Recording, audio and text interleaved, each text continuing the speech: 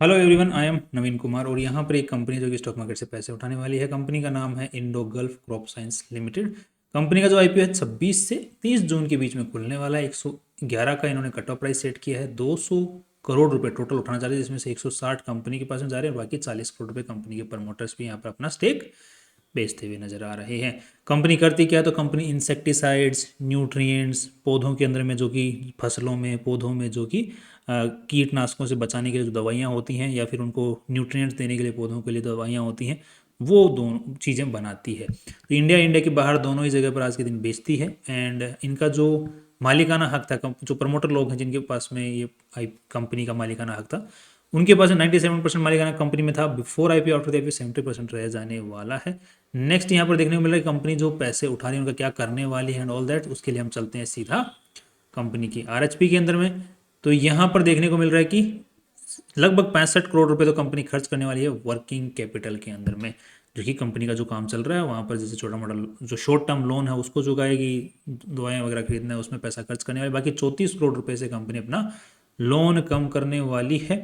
और साथ में ही कंपनी बोल रही है कि हमारी एक जो फैसिलिटी है यानी फैक्ट्री है वहाँ पर हम लोग थोड़ा सा अपना वहाँ पर एक्सपेंशन करने वाले हैं, उसको बढ़ाना, वो मशीनरी वगैरह ऐड करने वाले हैं 14 करोड़ रुपए से।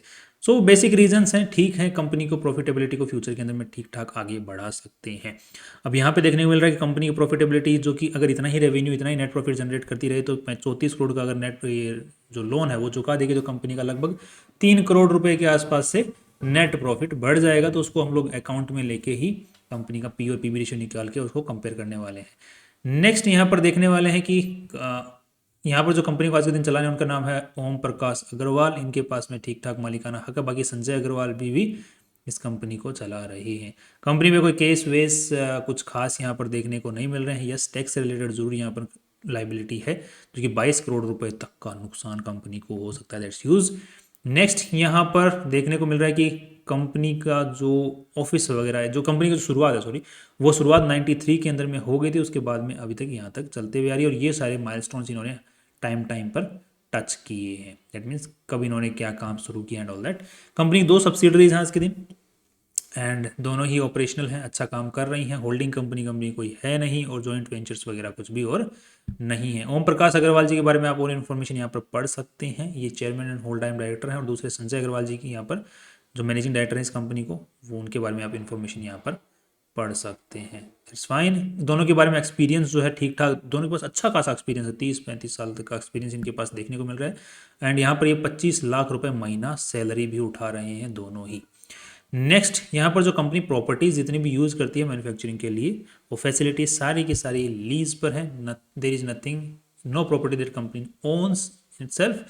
नेक्स्ट यहाँ पर जो लोगो है वो कंपनी जो है वो रजिस्टर्ड है एंड काफ़ी सारे फॉर्मुलेशंस कंपनी के पास में है जो कि आज के दिन रजिस्टर करवा रखे हैं कंपनी ने और भी। सो लोगो रजिस्टर करवा ही रखा है। बाकी कंपनी जो इंसेक्टिसाइड्स वगैरह जो भी बनाती है उनको भी पेटेंट करवा के रखती है ताकि कोई और उन फॉर्मुलेशंस को यूज़ ना कर सके। नेक्स्ट यहाँ पर कंपनी में आज के दिन 728 एम्प्लॉयज़ काम कर रहे हैं, जिसमें से मार्केटिंग में बहुत ज़्यादा एम्प्लॉयज़ काम कर रहे हैं।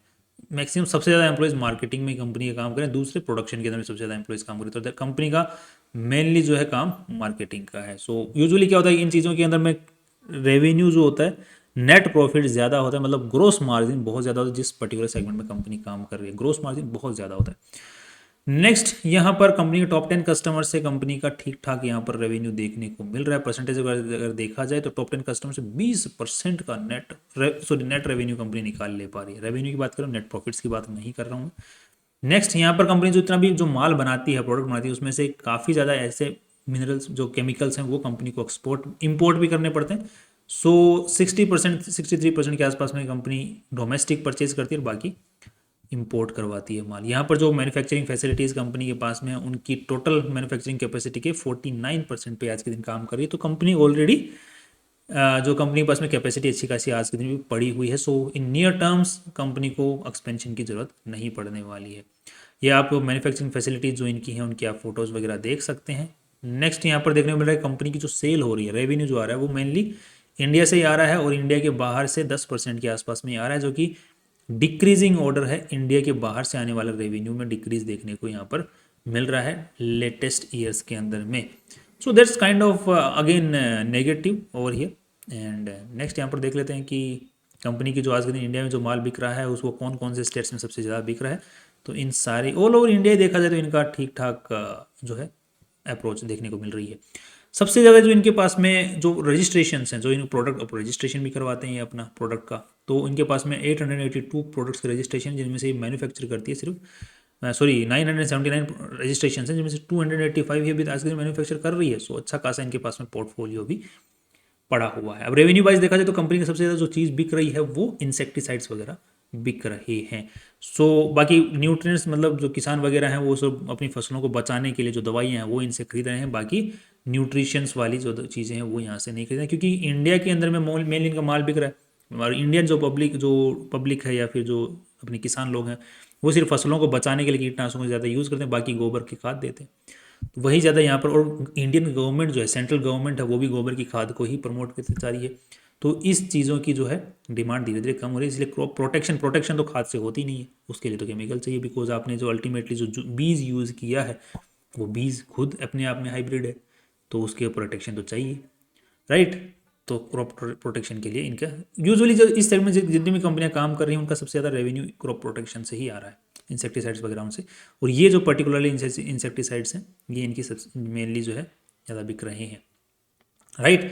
अब थोड़ा सा हम देख लेते हैं कंपनी के बैलेंस शीट के हिसाब से कितना पैसा आज के दिन इसमें लगा हुआ है। सो यहाँ पर देखने को मिला कि 597 करोड़ रुपीज़ इस कंपनी में पूरे में लगे हुए हैं। और इस पूरी कंपनी की जो वैल्यू लगाई गई है यहाँ पर वो लगाई गई है 701 करोड़ रुपए की। 700 करोड़ रुपए की वैल्यू लगाई गई और इनके पास में 600 करोड़ रुपए के एसेट्स पड़े हैं। दैट्स नाइस, जो वैल्यू है। नेक्स्ट यहाँ पर देखने को मिल रहा है कि कंपनी में जो मेनली पैसा है वो इन्वेस्टर्स का नहीं लगा हुआ है। Debt to equity ratio before IPO ठीक ठाक है, मतलब 1:1 नहीं है, बट 1:2-3 के आसपास में है। That's again good, that's fine. So investors ने भी ठीक ठाक यहाँ पे पैसा लगाया हुआ है।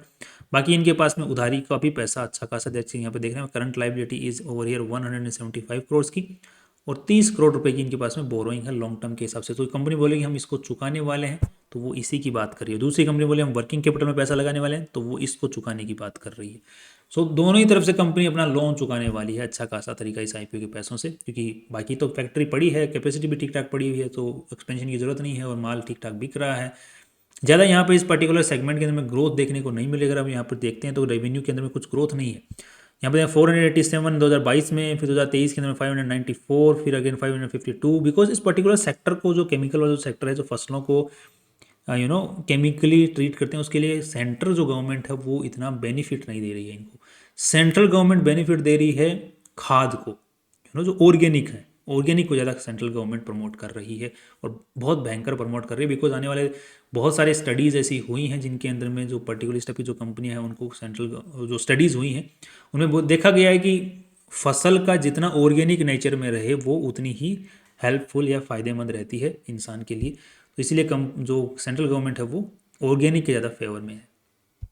नेक्स्ट यहाँ पर देखने को मिल रहा है कि कंपनी का अगर रेवेन्यू की बात करते हैं तो रेवेन्यू इज़ नॉट दैट अच्छा वाला, नॉट गुड, बट स्टिल यहाँ पे कंपनी जो नेट प्रॉफिट निकाल ले पा रही है अपने उसमें रेवेन्यू के हिसाब से, तो लगभग 5-6% के आसपास में नेट प्रॉफिट निकाल ले पा रही है। That's good. और यहाँ पे लेटेस्ट डेटा के हिसाब से इन्होंने 28 करोड़ का इस बार निकाल लिया है ऑलरेडी, वो भी तीन क्वार्टर के अंदर में, राइट। तो यहाँ पे 2023-2024 तक का यहाँ पे डेटा है, तो यहाँ पर दिसंबर के आसपास का यहाँ पर देखने को मिला कि 21 करोड़, तो इस बार भी कंपनी लगभग 707 तो 28 करोड़ के आसपास में निकाल लेगी। 3 करोड़ रुपए वहाँ से बच जाएंगे, तो 30 करोड़ के आसपास मान लेते हैं।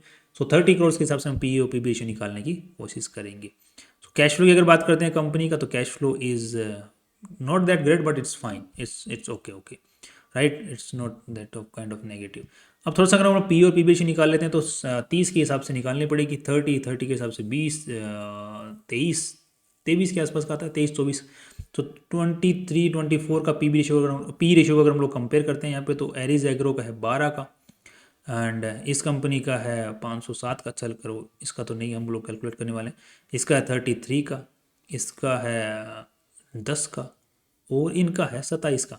तो यहाँ पर देखने को मिल रहा है इस पर्टिकुलर कंपनी का बहुत ही अच्छा यहाँ पर पी रेशियो देखने को मिल रहा है। तो इसको ऊपर हम लोग अलग से रिसर्च कर सकते हैं अगर इसमें कुछ वैल्यू नज़र आती है, तो अगर मार्केट ने इसको इतनी कम पी रेशियो क्यों दे रखी है, या फिर फ्यूचर में बढ़ सकती है, क्या नेगेटिविटी हमें नज़र आ रही है, तो इसके बारे में हम लोग आगे चर्चा कर सकते हैं। बट फिलहाल के तौर के ऊपर में जो कंपनी ने अपनी जो वैल्यू लगाई है, पी रेशियो जो लगाया है, वो ठीक ठाक जो मार्केट में बैठे कॉम्पिटिटर्स हैं उनके हिसाब से ज़्यादा लगाया है, राइट। और दूसरा अगर हम लोग पीबी रेशियो की बात करते हैं तो यहाँ पे 265 करोड़ की नेटवर्थ है और कंपनी के पास में और पैसे जाने वाले हैं लगभग 160 करोड़ रुपए जाने वाले हैं कंपनी के पास में। सो 160 करोड़ के आसपास, तो ये मान के चलो आपको 400 करोड़ के आसपास का खर्चा वर्चा निकाल ले, 420 करोड़ रुपए के आसपास कंपनी के पास में बच जाएंगे। 420 करोड़ रुपए की वैल्यू, तो यहाँ पर जो पीबी रेशियो निकल के आता है वो 1.8 के आसपास का निकल के आता है।